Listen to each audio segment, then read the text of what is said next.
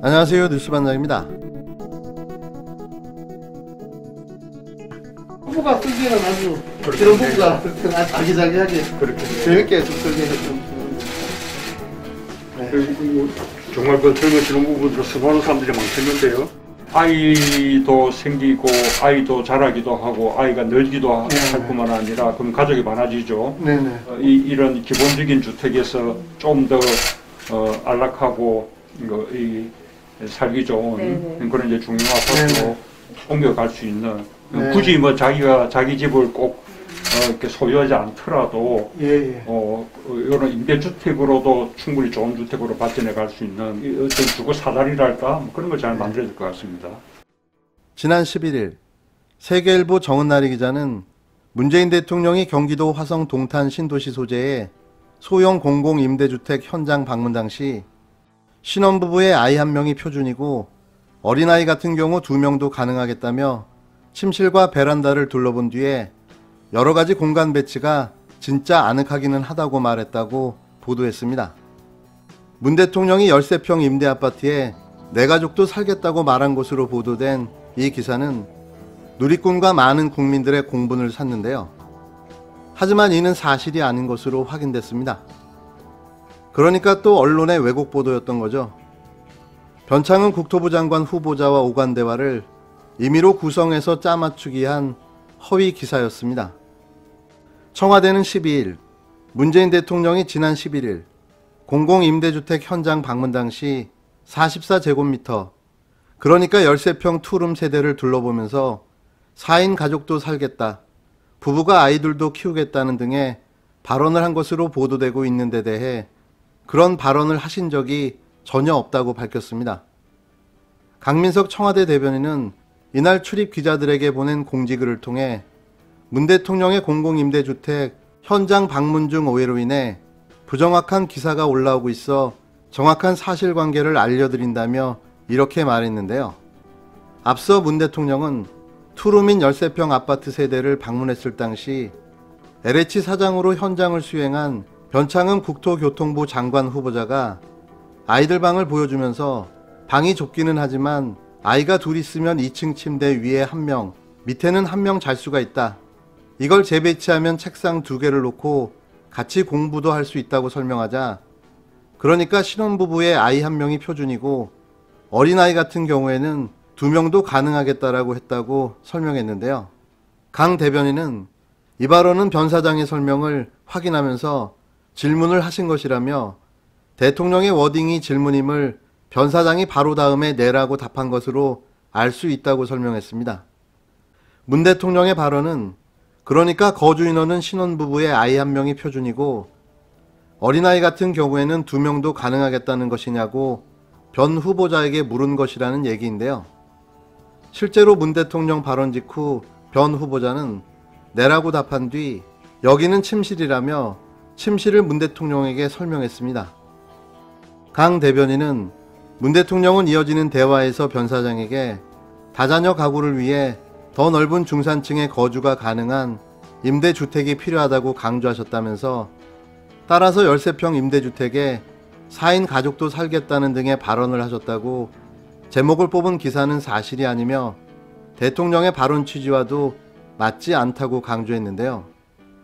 한편 청와대 관계자는 공공임대주택의 13평은 공용면적 등이 빠져있는 순수한 전용 면적이기 때문에 민간 아파트의 18평에서 20평하고 비슷한 면적이라고 설명하기도 했습니다.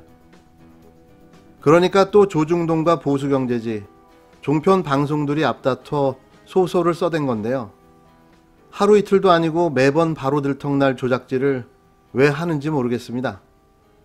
청와대가 보도자료를 배포하고 해명에 나서자 일부 매체에서는 기사를 삭제하는 등 13평 4인 가족 기사는 순삭됐는데요. 언론개혁이 시급한 이유입니다. 그리고 징벌적 손해배상 제도도 바로 도입돼야 하는 거죠. 더 웃긴 건 이 가짜 왜곡 기사를 보고 안철수와 유승민이 서로 앞다퉈 발끈하고 나섰는데요. 사실 확인도 없이 기다렸다는 듯 문 대통령을 향한 비난에 정신이 없는 거죠. 그 밥의 그 나물, 그 언론의 그 정치인들입니다. 제가 대신 말하겠습니다. 유승민과 안철수는 문 대통령에게 사과하세요. 제가 어떻게 하다 보니까 언론에서 이제 피해자라고 이제 지칭을 하게 되면서 사실은 그게 굉장히 비판을 많이 받았어요. 네. 피해가 입증이 안 됐는데 왜 피해자라고 하느냐라는 비판에 놓이다 보니까 피해자라는 것은 피해자 지원법이나 피해자 구조기금법에도 이건 법률적인 용어입니다. 그렇기 때문에 사건이 발생하면 신고를 한 사람은 피해자라고 경찰 단계에서부터 수사 단계에서부터 부르게 돼 있어요. 네. 그런데 그거조차 부르지 못하게 하다 보니까 뭔가 좀 이게 정상적이지가 않다 이런 생각을 하면서 고민에 빠졌던 거죠. 1세대 프로파일러로 유명한 이수정 경기대 범죄학과 교수가 사기 전과자들의 일방적 주장만을 믿고 영거포 검찰청장 수사지휘권을 발동한 추미애 법무부 장관을 향해 범죄자들이 입만 열면 거짓말을 얼마나 잘하는지 모르는 것 같다며 강도 높게 비판했었죠. 이 교수는 월간 신동아 11호로 인터뷰에서 지난달 16일 라임 자산운용 로비 핵심인 김봉현 전 스타모빌리티 회장이 현직 검사에게 술접대를 했다.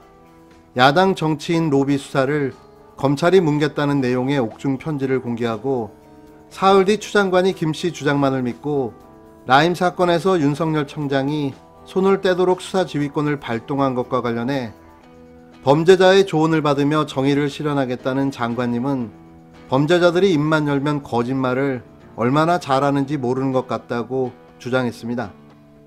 하지만 지난 9일 검찰의 수사 결과 발표로 김 전 회장의 옥중 폭로가 사실로 드러났는데요. 이 교수의 발언이 무색해지는 순간이었습니다.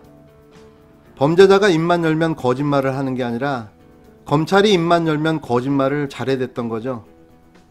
이제는 본인이 말한 주장이 다 틀렸으니 추 장관에게 공손히 사과를 해야 마땅할 텐데요. 이런 부류의 인간들의 특징이 있죠. 자신의 잘못을 인정하지 못한다는 겁니다. 윤석열이나 이수정이나 개찐 도찐 똑같은 유형의 인간일 뿐인 겁니다. 끝으로 지난 10월 19일 대검찰청 국정감사에서 윤석열 청장을 향해 여러 명의 민주당 의원들의 질의가 있었습니다. 검찰보고 사무규칙에 따르면 검사나 정치인 등의 중요 범죄 혐의는 청장뿐만 아니라 대검 반부패 부장과 법무부 장관에게 보고하게 되어 있는데요. 국정감사 당시 지난 5월 남부지검장이 윤곽근의 억대 금품 수수건에 대해서 보고할 때는 왜 윤 청장에게만 직보를 했는지를 중점적으로 물었습니다. 이에 윤 청장은 직보를 받을 때는 단순 첩보 수준에 불과한 것이기 때문에 관행상 직보한 것이어서 법무부 장관에게 보고할 상황은 아니었다고 답했는데요. 그 후 윤 청장은 이 수사지휘에서 배제됐습니다. 그리고 2달도 안 돼 윤곽근 전 검사장이자 현 국힘당 충북도당 위원장이 구속됐는데요. 검사 술접대 의혹도 사실로 밝혀졌습니다. 이 과정에서 3가지 합리적 의문을 갖게 하는데요. 첫째, 윤 청장이 만일 수사지휘에서 배제되지 않았더라도 김봉현 회장의 검사 술접대, 윤곽근 금품 수수건이 사실로 밝혀져 기소가 될 수 있었을까요? 둘째, 윤 청장이 첩보 수준의 직보라 법무부 장관에게 보고할 필요가 없다고 했는데 전현직 특수부 검사들이 관련된 범죄라 사건을 뭉개거나 축소하려 했던 것은 아니었을까요? 셋째, 국정감사에서 수많은 의혹이 제기됐듯 특수통 출신 윤 청장을 포함해 특수부 선후배들 간의 끈끈한 감싸기, 봐주기, 정관 예우가 작용하고 있었던 것은 아니었을까요? 이 의문이 해소돼야 한다고 생각합니다. 그저 윤 청장이 유감이나 사과 표명하는 것으로 그칠 사안이 아닌 거죠. 의도적인 보고, 수사 누락은 없었는지, 국회에서 위증한 것은 없었는지 철저히 밝혀야 합니다. 라임 사건 관련 윤석열 청장에 대한 감찰이 반드시 필요한 이유입니다. 마지막 마무리 글은 신동근 더불어민주당 의원이 자신의 페이스북에 남긴 글인데요. 모든 정황과 증거는 한 사람을 가리키고 있습니다. 이제는 그가 답해야 될 때입니다.